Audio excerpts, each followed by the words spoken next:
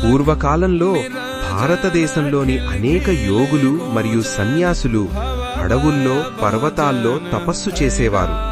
వారు దేవుని అసలైన స్వరూపాన్ని తెలుసుకోవడానికి జీవితాన్ని అంకితం చేసేవారు. ఆ యోగులలో ప్రసిద్ధులైన వారు గోరఖ్నాథ్ మరియు మత్స్యేంద్రనాథ్. వీరు ప్రపంచానికి ఒక గొప్ప ఆధ్యాత్మిక సత్యాన్ని బోధించారు. వారు చెప్పినదేమిటంటే, దేవుడు ఒక రూపంలో మాత్రమే ఉండడు. అతను విగ్రహంలో మాత్రమే కాదు, ప్రపంచంలోని ప్రతి జీవిలో కూడా ఉన్నాడు. అందుకే వారు దేవుణ్ణి అలఖ్ నిరంజన్ అని పిలిచారు. అలఖ్ అంటే కనిపించని, మన కళ్లతో చూడలేని. నిరంజన్ అంటే మలినం లేని, నిర్మలమైన పరమాత్మ. ఉత్తర భారతదేశంలోని నేటి ఉత్తరప్రదేశ్ రాష్ట్రంలో ఉన్న గోరఖ్పూర్ ప్రాంతంలో చాలా సంవత్సరాల క్రితం ఒక యోగి జీవించేవాడు. ఆ యోగి తన జీవితాన్ని పూర్తిగా పరమశివుని ఒక ప్రత్యేక తత్వానికి అంకితం చేశాడు. ఆ తత్వం పేరు అలఖ్ నిరంజన్. అలఖ్ నిరంజన్ అంటే కనిపించని, నిర్మలమైన పరమశివుని స్వరూపం. చందనపు గంధంతో అలంకరించబడిన శరీరం, విభూతితో పూయబడిన పవిత్ర దేహం, లోతైన కరుణతో మెరిసే కళ్ళు.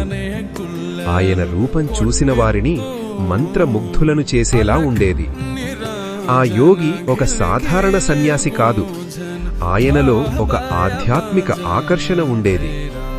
చందన సువాసనతో, పవిత్ర విభూతితో అలంకరించబడి ప్రశాంతమైన ముఖంతో కనిపించే ఆ అందమైన మహాత్ముడిని చూసినవారు క్షణంపాటు ఆయనపైనుంచి దృష్టిని తొలగించలేకపోయేవారు. గ్రామం బయట ఒక పెద్ద వటవృక్షం కింద అతను ప్రతిరోజూ ధ్యానం చేసేవాడు.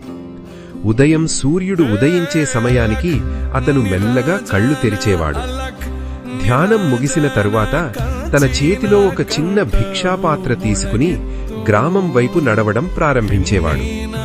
గ్రామంలోని ప్రతి ఇంటి ముందు నిలబడి ఆ యోగి ఒకే మంత్రం జపించేవాడు, అలఖ్ నిరంజన్, అలఖ్ నిరంజన్. ఆ మంత్రం అతని భిక్ష కోసం అడిగే మాట మాత్రమే కాదు, అది పరమశివుణ్ణి గుర్తుచేసే పవిత్ర నామం. ప్రతి ఇంటి ముందు నిలబడి అతను వినయంగా భిక్ష కోరేవాడు. ఎవరైనా కొంచెం అన్నమిస్తారు, ఎవరైనా పండ్లిస్తారు. అతను తీసుకున్న భిక్షను తన కోసం మాత్రమే ఉంచుకోడు.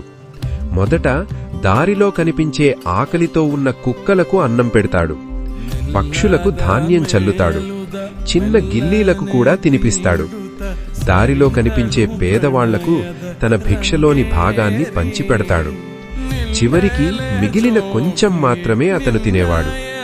అతను ఎక్కడ నడిచినా అతని పెదవులపై ఒకే నామం వినిపించేది, అలఖ్ నిరంజన్, అలఖ్ నిరంజన్.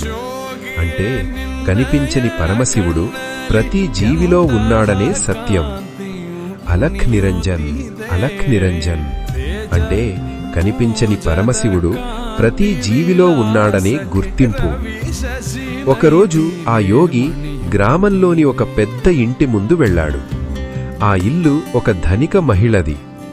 ఆ ఇంట్లో పనిచేసే పనిమనిషి ప్రతిరోజూ అతనికి భిక్ష ఇచ్చేది. ఒకరోజు ఆ ఇంటి యజమానిరాలు ఆ యోగిని చూసింది. ఆమె దృష్టి ఒక్కసారిగా అతని కళ్లపై నిలిచిపోయింది. ఆ కళ్లలో ఉన్న ప్రశాంతత, ఆ లోతైన కరుణ ఆమె మనసుని ఆకర్షించాయి. ఆమె ఇప్పటికే వివాహిత అయినప్పటికీ ఆ యోగి కళ్లపై ఆమెకు విచిత్రమైన ఆకర్షణ ఏర్పడింది. రోజులు గడుస్తున్న కొద్దీ ఆ ఆకర్షణ మరింత పెరిగింది. ఒకరోజు యోగి భిక్ష కోసం వచ్చినప్పుడు ఆమె అతని ముందుకు వచ్చి తన మనసులోని మాటను చెప్పింది. ఆమెకు అతని కళ్లపై ఉన్న ఆకర్షణను ఆమె దాచుకోలేకపోయింది. కాని యోగి మాత్రం ప్రశాంతంగా ఉండిపోయాడు. అతను ప్రతి జీవిలో దేవుణ్ణే చూస్తాడు. ఆకర్షణ, కోరిక, మోహం ఇవన్నీ మాయ అని అతనికి తెలుసు.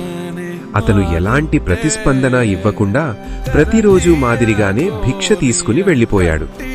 కాని ఆ మహిళ మాత్రం తన మనసుని నియంత్రించుకోలేకపోయింది.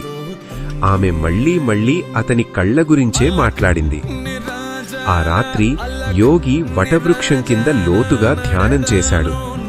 మనిషి మాయలో ఎలా పడిపోతాడో అతనికి బాగా తెలుసు. అతనొక నిర్ణయం తీసుకున్నాడు. తరువాతి రోజు ఉదయం యోగి మళ్లీ భిక్షాపాత్ర తీసుకుని ఆ మహిళ ఇంటి ముందు వచ్చాడు. కాని ఈరోజు భిన్నంగా ఉంది. ఈరోజు అతను భిక్ష అడగలేదు. తన పాత్రను ఆమె ముందు ఉంచాడు. ఆ పాత్రలో అన్నం లేదు, పండ్లు లేవు. అందులో ఉన్నాయి అతను తన చేతులతో తీసేసుకున్న తన 2 కళ్ళు. ఆమెను మాయలో పడేసింది ఆ కళ్ళే అని అతను తెలుసుకున్నాడు. ఆమెకు నిజం చూపించడానికి తన కళ్లను తానే వదిలేశాడు. ఆ పాత్రను ఆమె చేతిలో పెట్టి ఏ మాట కూడా చెప్పకుండా అతనక్కడి నుంచి నడిచిపోయాడు. ఆ మహిళ చేతిలో ఉన్న పాత్రను చూసి అక్కడే కుదేలయ్యింది. ఆమెకు ఒక్కసారిగా అర్థమయ్యింది.